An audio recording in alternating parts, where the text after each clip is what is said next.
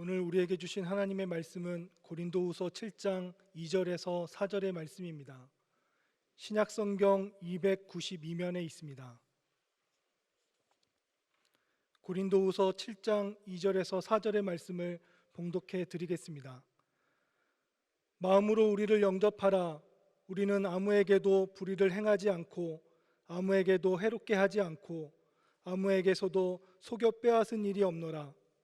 내가 이 말을 하는 것은 너희를 정죄하려고 하는 것이 아니라 내가 이전에 말하였거니와 너희가 우리 마음에 있어 함께 죽고 함께 살게 하고자 함이라.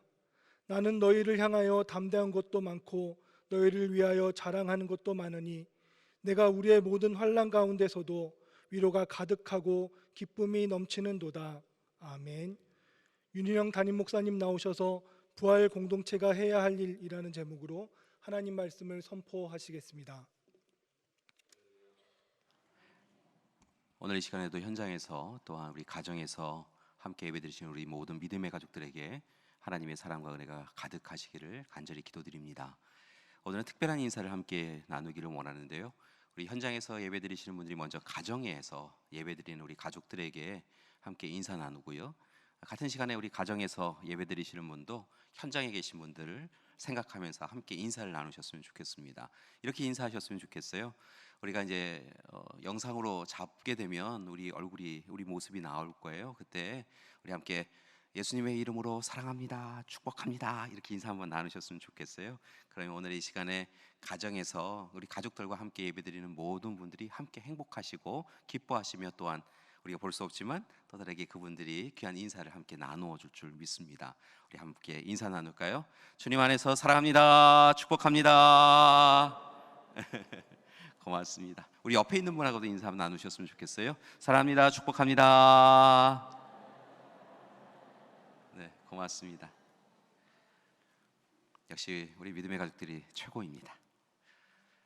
오늘은 지난 4월 12일 부활주일부터 시작된 부활절기의 마지막 주일입니다. 이제 다음 주일부터는 성령 강림 절기가 시작이 되지요. 돌아보면 코로나19로 인하여서 사순절과 부활절기의 시간들을 우리는 예년과는 조금 다르게 낯설게 보내었던 것 같습니다.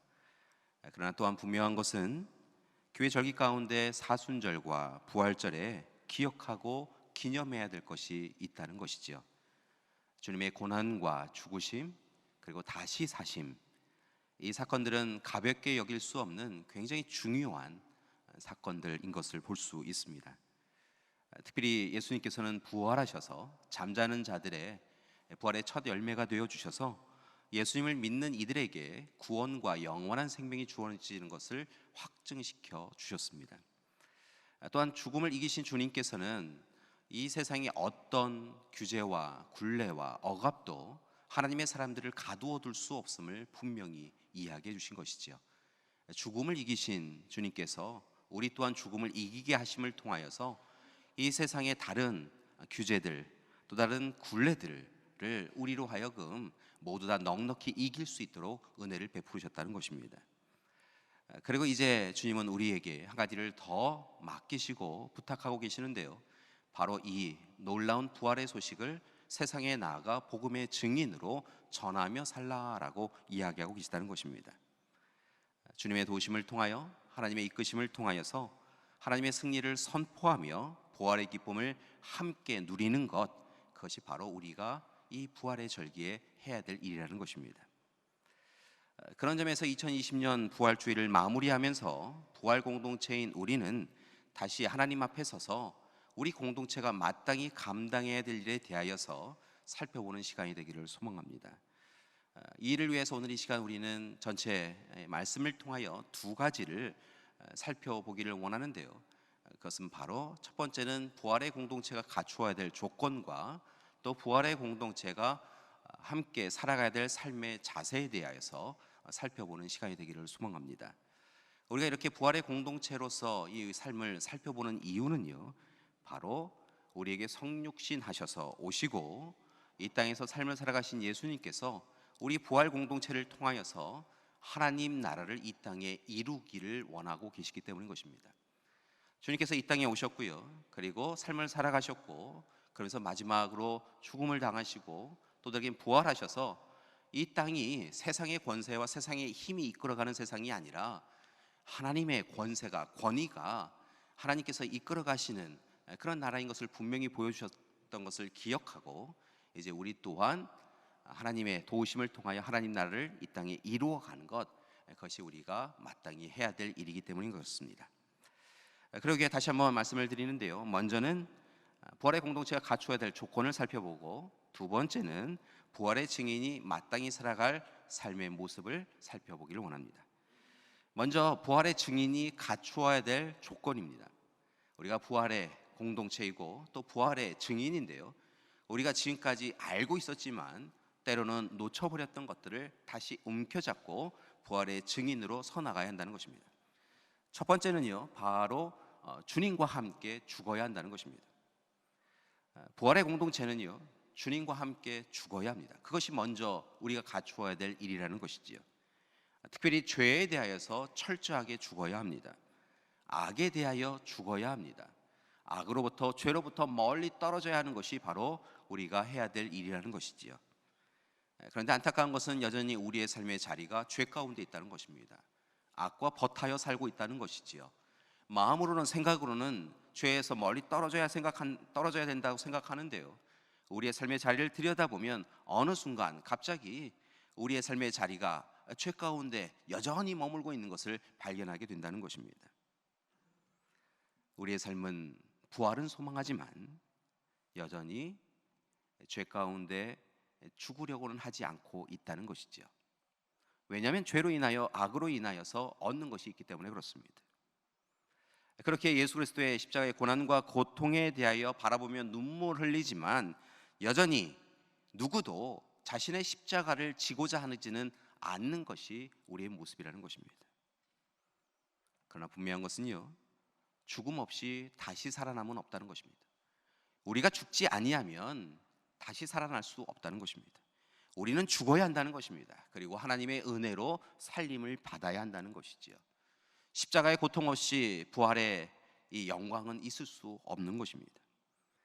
따라서 사랑하는 교회 여러분, 오늘 이 시간 우리가 부활의 증인으로, 부활의 공동체로 다시 서고자 하신다고 한다면 정말 잘 죽는 우리가 되기를 소망합니다.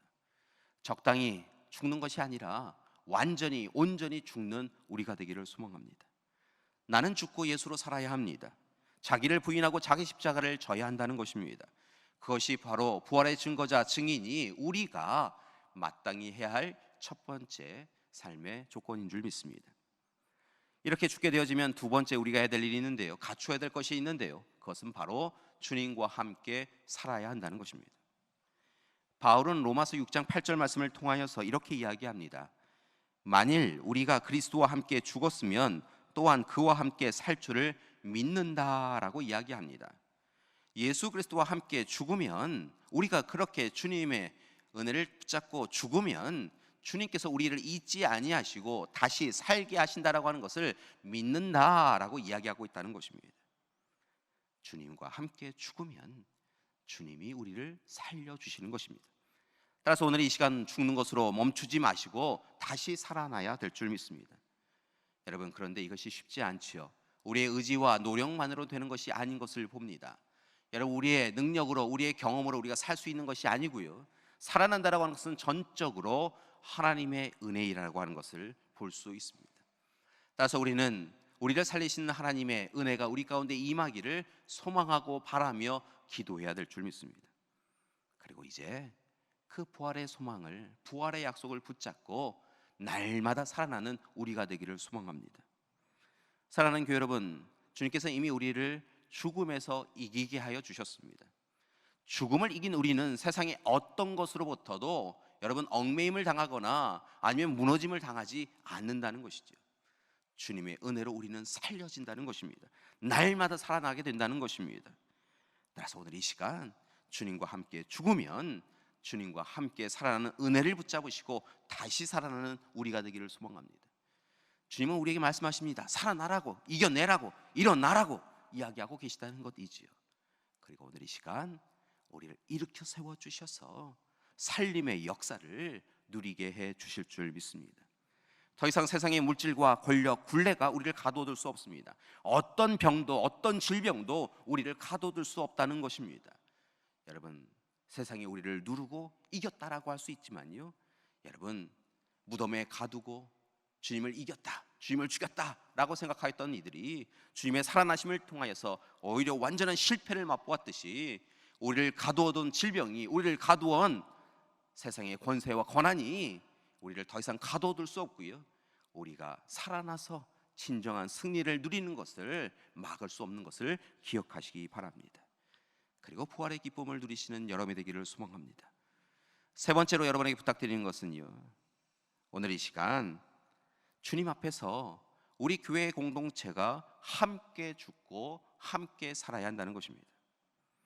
여러분, 주님 안에서 개인의 죽음과 부활도 중요하지만 공동체가 함께 죽고 함께 살아나야 한다는 것입니다.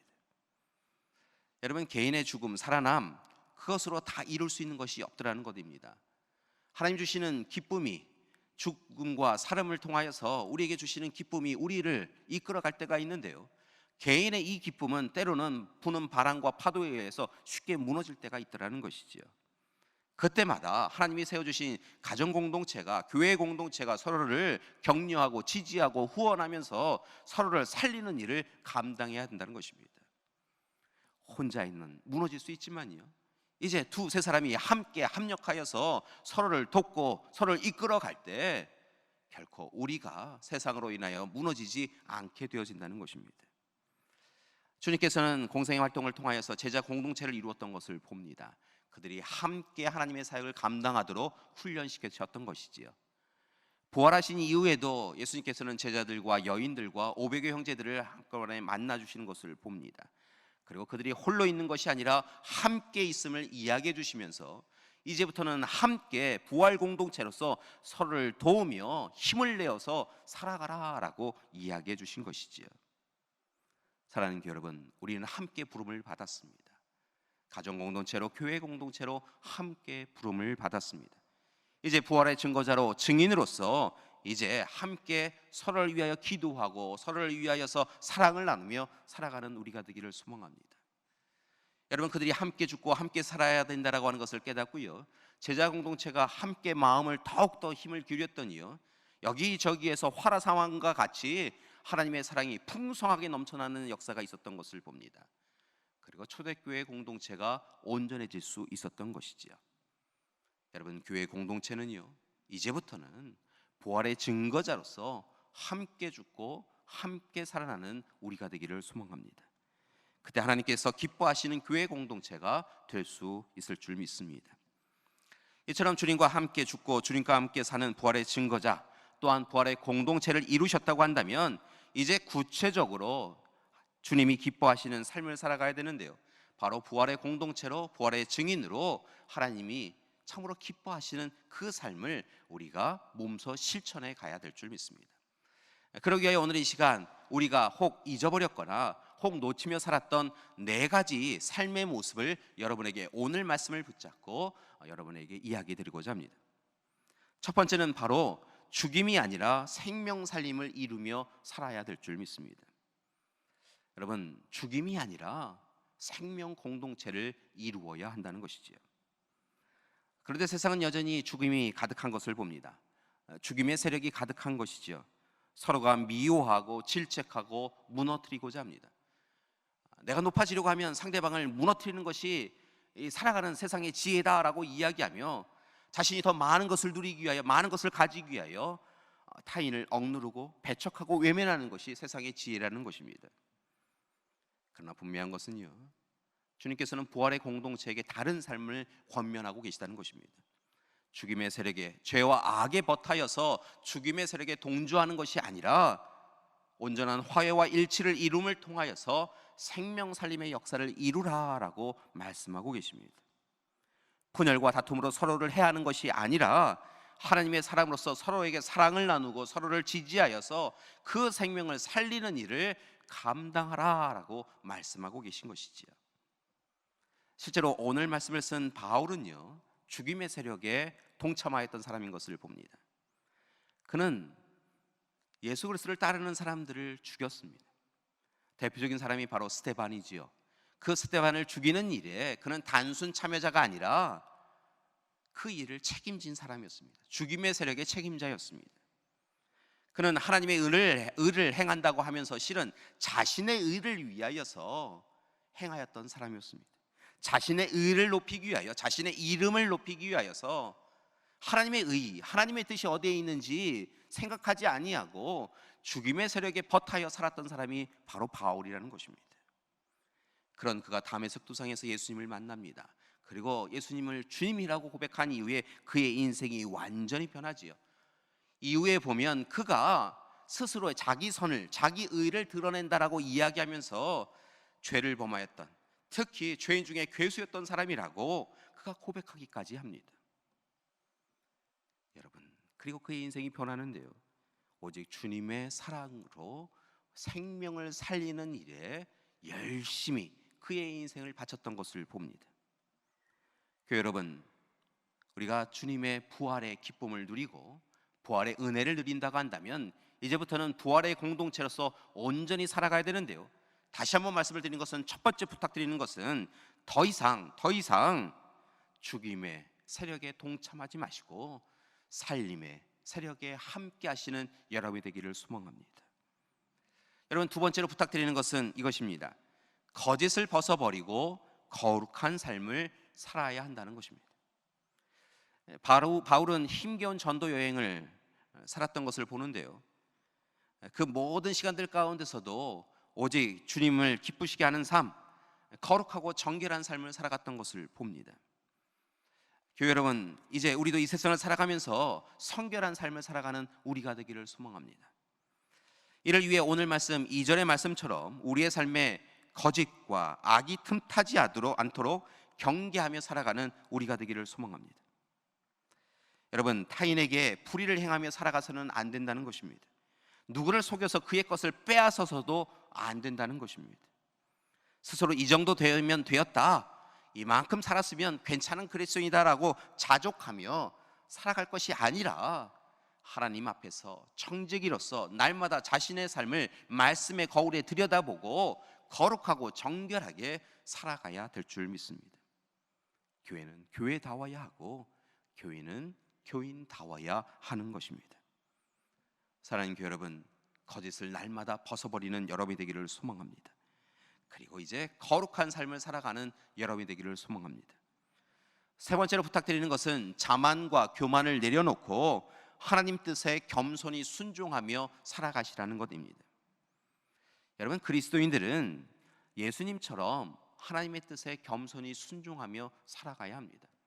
또한 예수님이 부탁하신 것처럼 여러분, 이웃에게, 함께 살아가는 사람들에게 또한 겸손히 섬기며 살아가야 될 줄 믿습니다.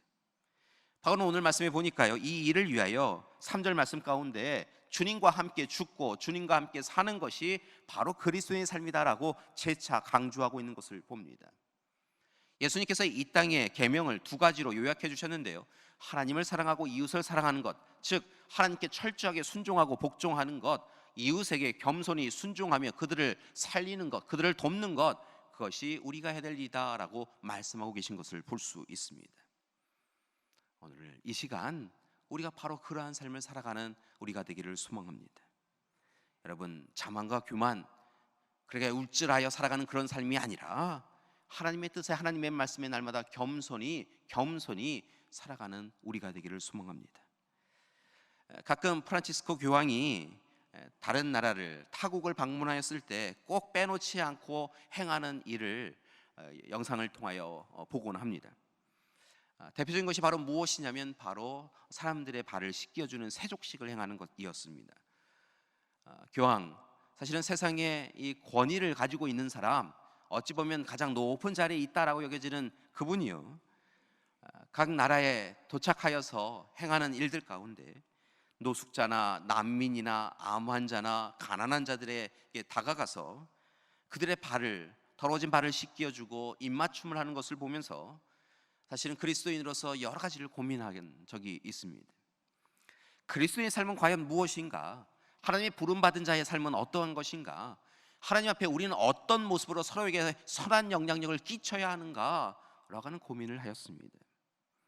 분명한 것은 타인 위에 군림하면서 다른 사람들보다 높이 있다라고 이야기하며 교만하고 자만하며 살아가는 것은 예수님이 원하시는 삶의 모습은 아니었다는 것입니다. 또한 예수님이 보여주신 삶의 모습도 아니었다는 것이죠. 예수님의 삶을 들여다보면 오히려 반대였던 것을 봅니다. 예수님이야말로 하나님이셨고 왕 중의 왕이셨지요. 그러나 이 낮고 천한 곳으로 스스로 이곳에 오신 것을 봅니다. 성육신하여 오셨고 가난한 자의 친구가 되어 주셨고 그들을 위하여 섬김의 모습을 보여주신 것이지요. 예수님의 그 모습에는 어디에도 교만하고 자만한 모습이 보이지 않았다는 것입니다. 예수님은 십자가로 한 걸음 한 걸음 나아가셨던 것을 봅니다.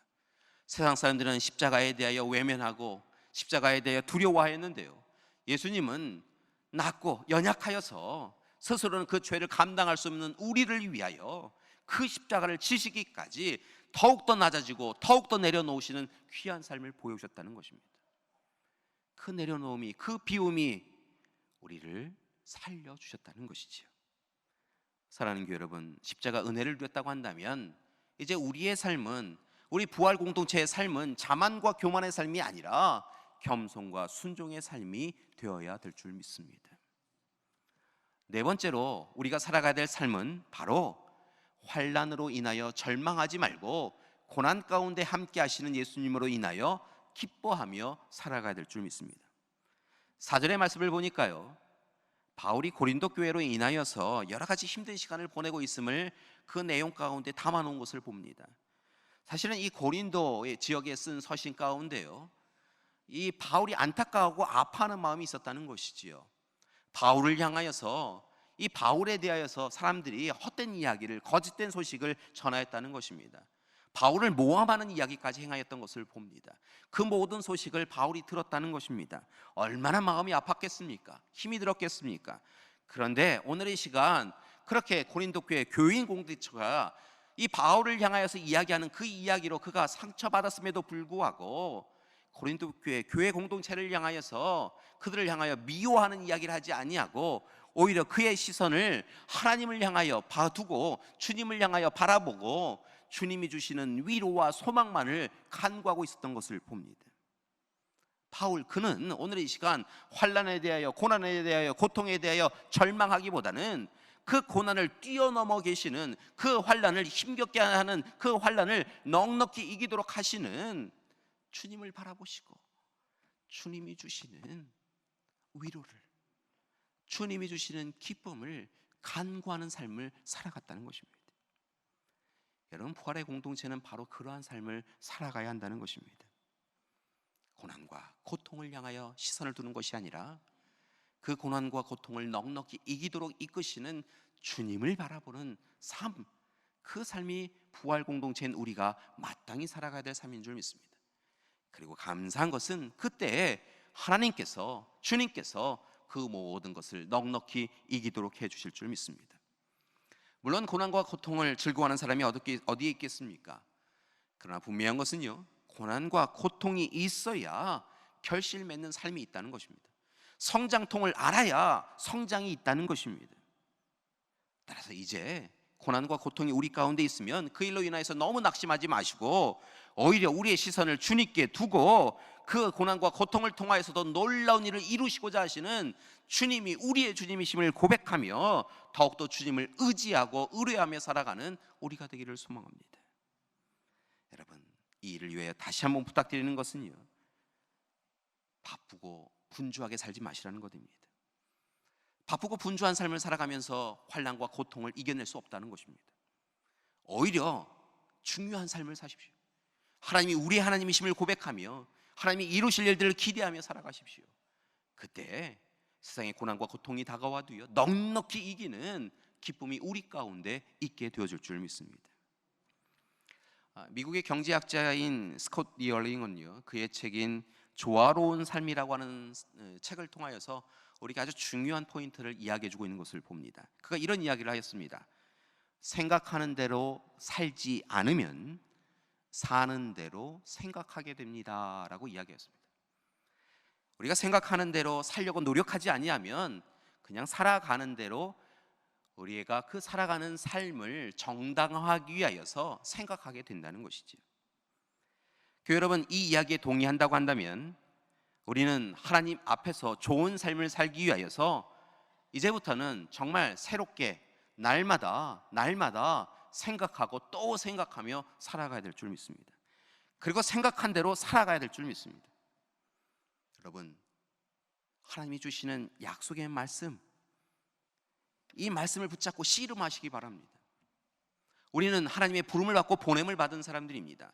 그러니까 세상과 버타에서 세상이 이야기하는 대로, 세상의 법칙대로, 세상에 이끄는 대로 살지 마시고, 나는 하나님의 사람으로 하나님의 부름받은 자로 어떤 삶을 살아가야 될까 묵상하고 또 묵상하시고, 하나님의 말씀을 통하여 조언을 얻으시고, 말씀을 통하여 찔림을 받으시고, 이제부터는 하나님이 원하시는 것이 무엇인가 생각하였다고 한다면, 깨달음을 얻었다고 한다면 그 깨달음대로 살도록 여러분 훈련하고 또 노력하며 살아가시라는 것입니다. 그렇게 해야 우리의 삶이 달라질 수 있다는 것입니다. 여러분, 그냥 살아가는 대로 살지 마십시오. 다시 하나님 앞에서 십자가 공동체로, 부활 공동체로 부름받고 보냄받은 자로서 하나님의 뜻에 합당하게 말씀을 삶으로 실천하며 살아가는 우리가 되기를 소망합니다. 물론 이게 쉽지 않지요. 여러분, 여러 번 시도해봤는데 잘 안 되는 부분이 있습니다. 그러나 분명한 것은요, 쉽지 않다고 하여서 내일로 미루어서는 안 된다는 것입니다. 더 늦기 전에 오늘 지금 여기에서 결단하고 그대로 삶을 살아가야 한다는 것입니다. 오늘 말씀, 부활 공동체가 해야 될 일이라고 하는 제목으로 말씀을 전하고 있는데요, 우리가 부활 공동체이다, 부활의 증인이다 라고 하는 분명한 마음을 가졌다고 한다면 이제 허락하여 주신 말씀을 붙잡고 씨름하고 또 씨름하며 생각한 대로, 하나님이 주신 깨달음대로 살아가야 될 줄 믿습니다. 여러분, 우리는 우리의 생명에 대하여 아무것도 할 수 있는 일이 없는 사람들입니다. 우리가 우리의 생명의 시간들을 조절할 수 있는 사람들이 아니라는 것입니다. 하나님은 오늘 우리를 부르실 수도 있습니다.